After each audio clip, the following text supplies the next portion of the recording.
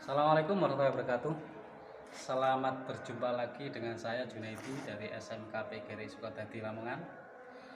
Pada pertemuan kali ini kita akan membahas tentang pemeliharaan atau pemeriksaan engine management system. Kebetulan yang kita periksa pada kesempatan kali ini adalah kita menggunakan engine stand, yaitu engine stand Terios, karena untuk memudahkan waktu kita bekerja memeriksa seluruh komponen, menggunakan sensor dan sebagainya, sehingga kita menggunakan engine stand. Sebelum kita melakukan pekerjaan, terlebih dahulu kita persiapkan dulu alat-alat yang kita gunakan. Yang pertama adalah APD, tentu saja harus kita lengkapi, mulai dari sarung tangan, pakaian kerja, masker dan sebagainya. Kemudian alat-alat yang kita gunakan adalah engine scan. Ini engine scan-nya. Kemudian ada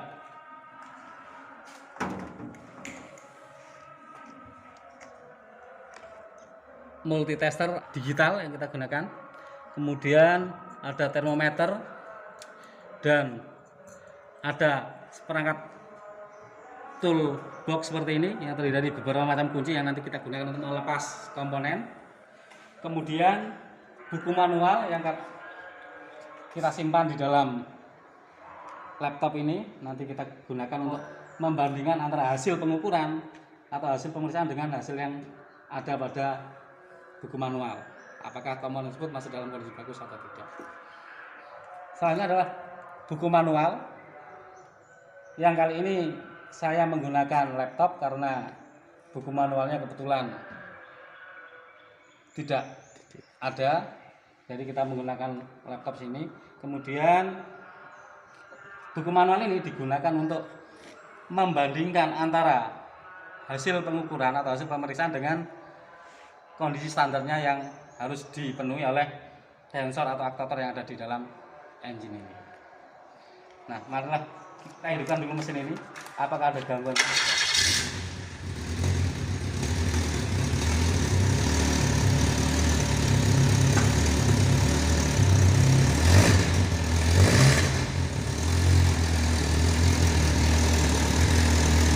Nah, kalau kita perhatikan sekarang mesin dalam kondisi bagus, ini terdeteksi dari sini di lampu milnya tidak menyala, jadi lampu indikatornya dalam kondisi mati. Nah, kita periksa sekarang menggunakan scanner apakah memang betul kondisinya bagus atau tidak. Kita pasangkan di sini, kemudian kita hidupkan.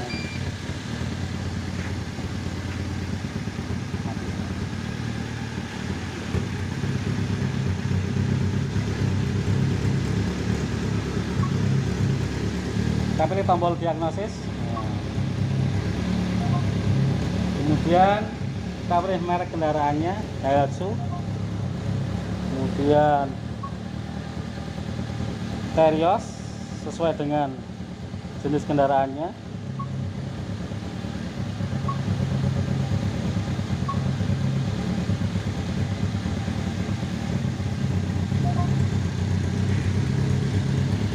Kita lihat apakah ada kerusakan pada DTC analisis ini.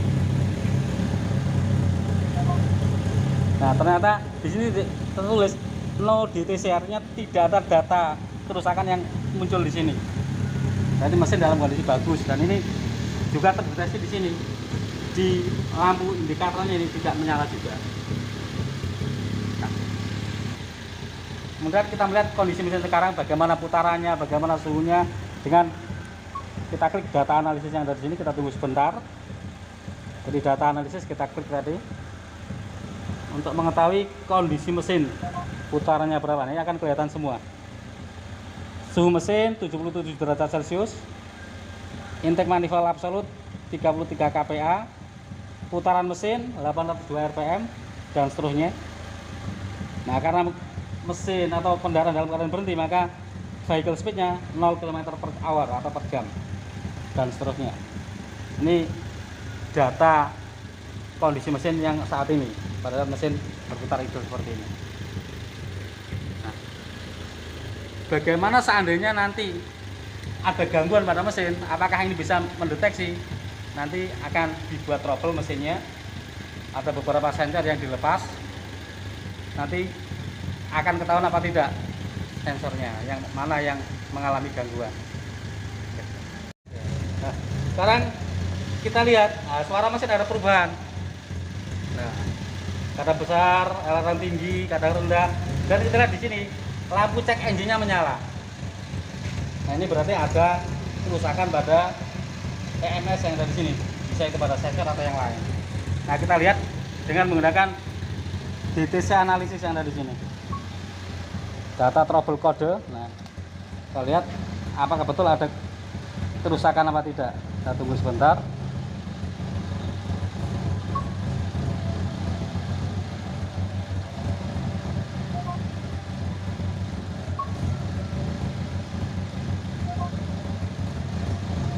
Nah, ternyata ada 3, yaitu cam angle sensor, pressure sensor sinyal, dan intake air temperatur sensor. Dan kalau kita lihat di sini, nah, salah satu sensor yang ada kabelnya terlepas. Ini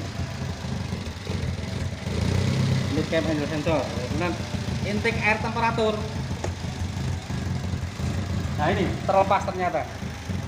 Nah, berarti sesuai dengan yang ada di sini. Nah, sekarang kita lakukan perbaikan pada komponen tersebut. Ini kita biarkan dulu bentar. Nah, mesin kita matikan, kemudian kita lakukan perbaikan pada komponen. Nah, kita menggunakan multitester analog ini untuk memeriksa komponen tadi yang disebutkan di scanner tadi, yaitu ada CMP sensor, the throttle position sensor, dan yang satu tadi adalah IAT sensor atau intake air temperatur sensor. Kita periksa satu persatu karena di throttle position sensor dulu. Nah, sesuai dengan buku manual yang ada di sini, kita periksa tahanannya. Kita periksa tahanannya dengan menghubungkan antara terminal VC dengan E2, maka kondisi tahanannya antara 2,5 sampai 6 kilo ohm dan seterusnya. Nah, kita periksa di sini. Nanti sesuai enggak dengan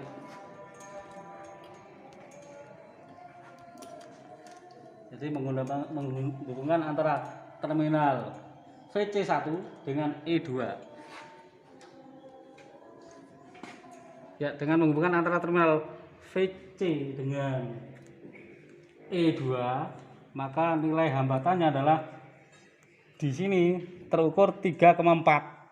Nah, ini 3,4. Padahal standarnya adalah 2,5 sampai 6 kilo ohm. Nah, ini 3,4 sampai ini tadi 3,4 kilo ohm. Berarti ini masih bagus.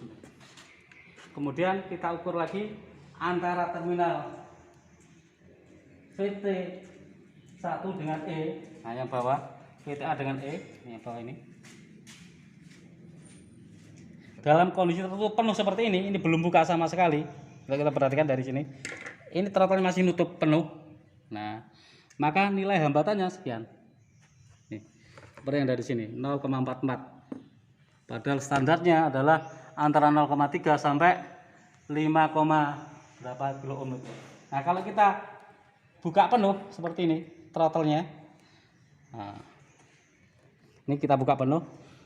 Kita perhatikan di situ hambatannya juga berubah, naik menjadi 2,8 kilo ohm.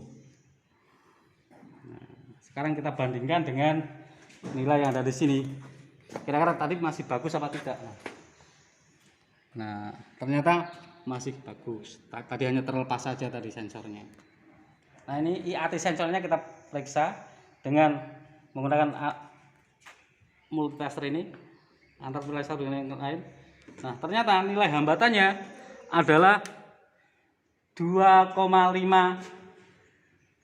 kilo ohm. Padahal itu standarnya adalah 2,21 sampai 2,69 kilo ohm. Nah, nanti dan jika ini dipanaskan, maka nanti suhunya akan naik dan tentu saja nilai hambatan akan turun. karena ini termasuk tipe NTC, negatif temperatur koefisien. Jadi kita periksa lagi CMP sensor yang ada di sini dengan menghubungkan antara ini dengan ini. Kemudian kita ukur CMP sensornya seperti ini dengan menggunakan terminal 1 dengan 2. Ternyata nilai hambatannya adalah 1,95 ohm. Nah, kita bandingkan dengan nilai standarnya di situ adalah ini 1,85 sampai 2,45 ohm. Berarti ini masih dalam kondisi bagus CMP-nya. Nah, kemudian kita pasang seluruh kabel-kabelnya. Tadi hanya dilepas saja, terlepas saja tadi, termasuk kabel pada TPS atau throttle position sensor. Kemudian kabel IAT-nya juga kita pasang lagi. Kemudian kita hidupkan lagi mesinnya.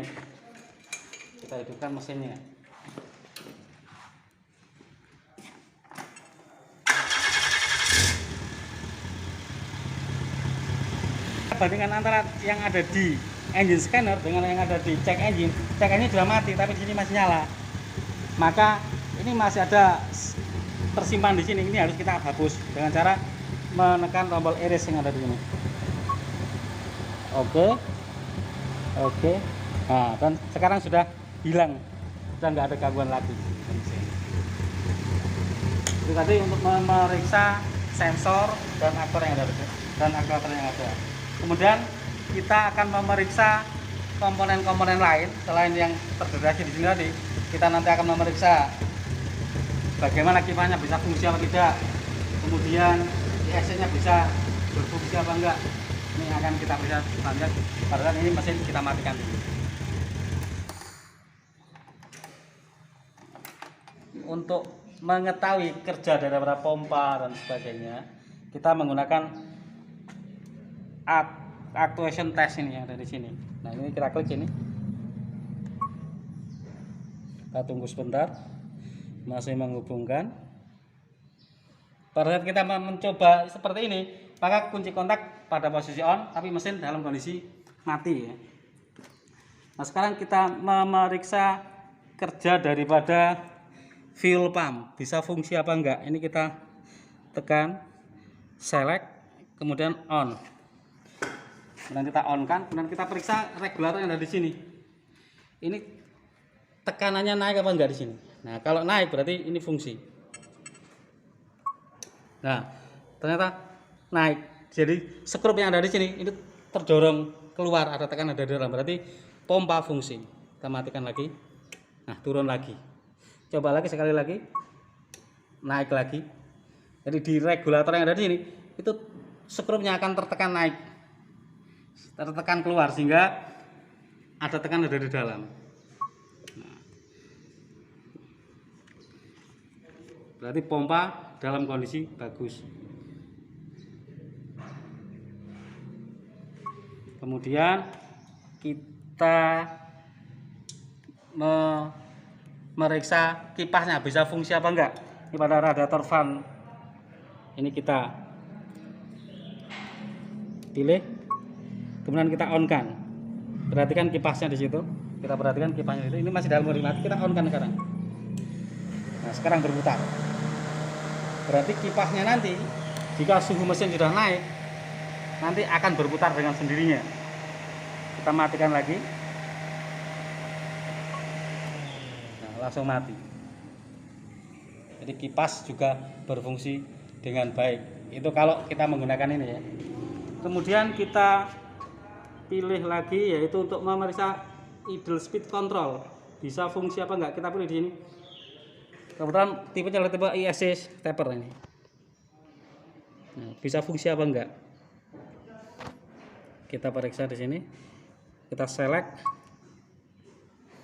Nah, kebetulan tadi saya sudah melepas ISC yang sudah saya lepas. Ya. Siap. Nanti sudah ada ISC yang saya lepas. Saya lepaskan dari sini. Dan kita coba bagaimana mengetahui kerja daripada ISC.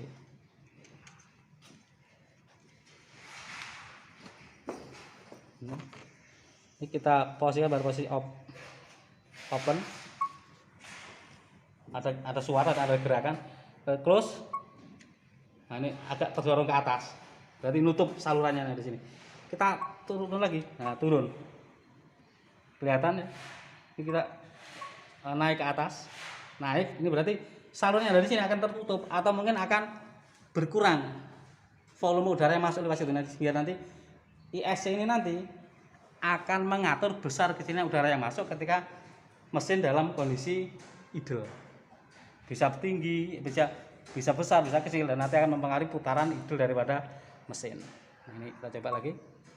Nah, bergerak ke bawah, nah terbuka.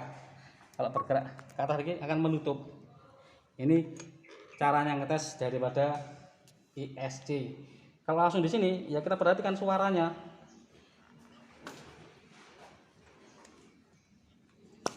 Nah, kalau berada di sini langsung kita perhatikan sama, sambil kita pegang gini kita dengar suaranya. Nah, ada getaran dan ada suara. Nah, ada getaran dan ada suara, berarti ini ISC dalam kondisi bagus. Nah, demikian yang bisa saya jelaskan, yaitu ada pemeriksaan komponen-komponen daripada EMS, mulai dari sensor dan aktuator. Mudah-mudahan bermanfaat bagi kita semua. Akhirnya saya sampaikan terima kasih. Salam SMK bisa, salam SMK hebat, dan assalamualaikum warahmatullahi wabarakatuh.